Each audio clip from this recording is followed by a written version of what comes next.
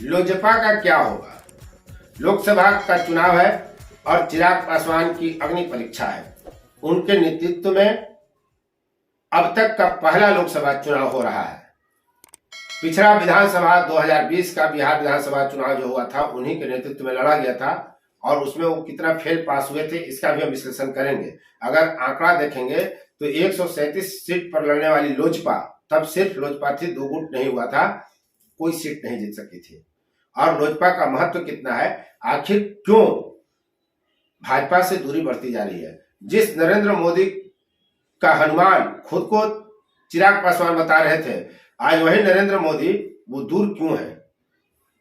अपनी सभाओं में, नरेंद्र मोदी की सभाओं में चिराग पासवान उपस्थित नहीं हुए।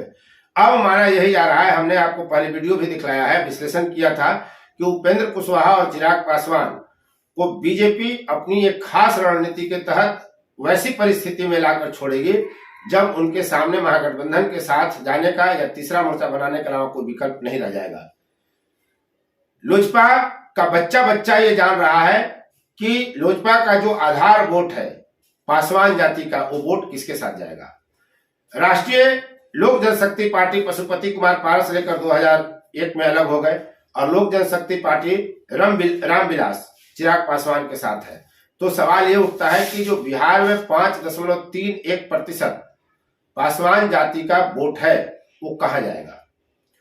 हम पूरी बात आपको बतलाएंगे और चिराग कितने महत्वपूर्ण आज की तारीख में बिहार की राजनीति के संदर्भ में हो गए हैं और भाजपा कहां गलती कर रही है और महागठबंधन को क्या लाभ होगा, सब कुछ हम इस वीडियो में आपको बतलाएंगे। आप देख रहे हैं फोर्थ न्यूज और मैं उपेंद्र कश्यप। बिहार में पासवान जाति की आबादी, जो ताजा जाति सर्वे जारी हुआ था बिहार में, उसके अनुसार 5.31% है। 2000 में जनता दल, तब लालू प्रसाद भी जनता दल के ही हिस्सा रहे थे और वो वहां से हटकर राष्ट्रीय जनता दल बाद में बनाते हैं। उसी जनता दल के नेता थे नीतीश कुमार और रामविलास पासवान भी। तो रामविलास पासवान 2000 में जनता दल को छोड़कर लोजपा बनाते हैं। इससे पहले वो दलित सेना के रूप में सक्रिय थे, अपना एक संगठन खड़ा करके बनाया था। उसके बाद पहला लोकसभा चुनाव जब लोजपा लड़ती है तो उस समय कांग्रेस और राजद के साथ गठबंधन रहता है लोजपा का, तब नेतृत्व रामविलास पासवान करते हैं और 4 सीट वो जीतने में सफल रहती है। 2005 में जब बिहार में विधानसभा का चुनाव होता है तो 29 एमएलए उसके साथ रहते हैं लोजपा के, और 2010 में राजद के साथ फिर जब चुनाव होता है तो सिर्फ 3 एमएलए लोजपा के पास बच जाते हैं। 2015 के बिहार विधानसभा चुनाव में 20 सीटों पर लड़ने वाली लोजपा को मात्र 2 सीट पर जीत मिलती है और 2020 के विधानसभा चुनाव में 137 सीट पर लोजपा लड़ती है और कोई उपलब्धि हासिल नहीं होती है। 2014 के लोकसभा चुनाव में 7 सीटों पर लड़कर लोजपा 6 सीट जीतती है, केंद्र में वो मंत्री भी रहे हैं। 2019 के लोकसभा चुनाव में 6 में 6 जीत जाती है लोजपा। तो ये स्थिति उनकी रही है लोजपा की। अब आइए कि लोजपा को जब कोई विधायक नहीं है तो उनका योगदान क्या था बिहार की राजनीति में। चिराग पासवान ने जो योगदान किया है उसका विश्लेषण आप चित की तरफ से भी कर सकते हैं और पट की तरफ से भी कर सकते हैं। सीधा आंकड़ा यह है कि 137 सीट पर लड़ती है लोजपा और उसको कोई सीट नहीं मिलता है। 5.66% उसको वोट मिलते हैं पूरे बिहार में 137 सीटों पर लड़ने के बाद। ये असफलता का पैमाना अगर मानते हैं तो ये चिराग पासवान की असफलता है। लेकिन बिहार की राजनीति में सबसे ऊपर शीर्ष पर बैठा हुआ व्यक्ति नीतीश कुमार को अगर कोई मटियामेट करने का प्रयास करता है तो चिराग पासवान है। चिराग पासवान की रणनीति के कारण ही ये स्थिति हुई कि जदयू को मात्र 43 सीटों पर सिमटना पड़ गया और 2015 के विधानसभा चुनाव के मुकाबले इसे 28 सीटें कम मिलती हैं। विधायक इसके 28 कम हो जाते हैं, वहीं भाजपा के 74 विधायक हो जाते हैं और पिछले लोकसभा चुनाव के मुकाबले 21 सीट अधिक हो जाते हैं। तो जो नीतीश कुमार की राजनीतिक दुर्गति शुरू हुई, जो उनका टेम्परामेंट बिगड़ा, जो उनकी क्रेडिबिलिटी पर सवाल उठा, इधर उधर जाने की बात जो अब भाजपा और राजद कर रहे हैं, उनकी राजनीतिक स्थिति को अभी तक के इतिहास में सबसे कमजोर बना देने के लिए उत्तरदायी चिराग पासवान की रणनीति है।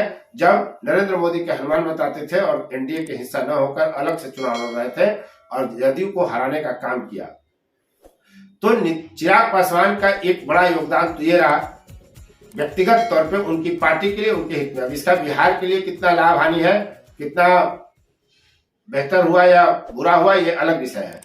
चिराग पासवान का दूसरा महत्व यह है, आप देखिए हमने पहले आपको बताया था कि बिहार में पासवान जाति की जो संख्या है वो है 5.31 और बीते विधानसभा का चुनाव जो 2020 में हुआ था ताजा जो अभी तक का हुआ चुनाव, उसमें अंतिम बार जो चुनाव लड़ा गया था 2020 में बिहार विधानसभा में, उनको वोट मिला था 5.66%।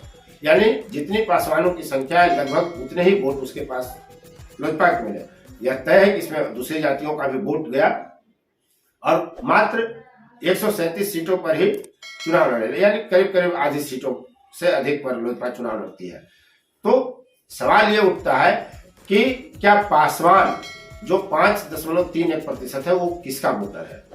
क्या वो पशुपति कुमार पारस के पास जाएगा या वह चिराग पासवान के साथ चिपकेगा? बिहार की राजनीति के संदर्भ में अगर देखें तो लालू ने यादवों को अपना वोट बैंक बनाया और वो तमाम नकारात्मक परिस्थितियों के बावजूद जुड़ा रहा राजद के साथ और वो तेजस्वी यादव को नेता मान चुका है। जबकि यादव जाति में कई पढ़े लिखे काबिल हर किस्म के नेता उभरे, लेकिन उनका यादव वोट पर पकड़ नहीं हो सका और अभी तक कोई ऐसा उदाहरण सामने नहीं है बिहार की राजनीति के संदर्भ में, खासकर कि पिता का बनाया हुआ वोट बैंक पुत्र के साथ न जाकर भाई चचा परिवार के साथ चला जाए। इसलिए माना यही जा रहा है, बिहार में बच्चा बच्चा यह कह रहा है और समझ रहा है, जान रहा है कि जो पासवान जाति का वोट है 5.31, उसमें 5% जो है, मैंने पूरे आबादी का 5% जो वोट है पासवान 5.31, तो 3 ही इधर उधर जा सकते हैं। जो 5% पासवान जाति है वो निश्चित रूप से चिराग पासवान के साथ एकजुट खड़ा दिखेगा। यानी 5% वोट हमेशा चिराग पासवान के साथ 6% वोट रहेगा, इसमें कहीं कोई दो राय नहीं माना जा रहा है। पशुपति कुमार पारस के साथ पासवान वोट नहीं जाएगा। पता नहीं फिर भी भाजपा को क्यों नहीं दिख रहा। जब लोजपा के एक प्रदेश प्रवक्ता से हमने बात की तो उन्होंने अपना नाम न बताने की शर्त पर साफ साफ कहा कि बच्चा बच्चा यह बात जा रहा है कि पासवान चिराग पासवान के साथ जुड़ेगा, फिर भी भाजपा को क्यों नहीं दिख रहा, ये बड़ा विचित्र स्थिति है। तो क्या भाजपा नीतीश के दबाव में है कि जिस तरह से चिराग पासवान ने नीतीश को कमजोर किया, क्या उसी तरह नीतीश दबाव बना रहे हैं कि पशुपति कुमार पारस को ही लेके चलना है, चिराग को नहीं? लेकिन अगर पशुपति कुमार पारस को बीजेपी लेकर चलती है तो चिराग पासवान अगर महागठबंधन की तरफ चले जाते हैं या अकेले, तो उनके वोट बैंक पर बहुत फर्क नहीं पड़ रहा है। पासवान जाति का वोट तो उनके साथ सुरक्षित रहेगा। बहरहाल आने वाले दिनों में क्या कुछ होगा इस पर हमारी नजर रहेगी। आप देख रहे थे फोर्थ न्यूज और मैं उपेंद्र कश्यप।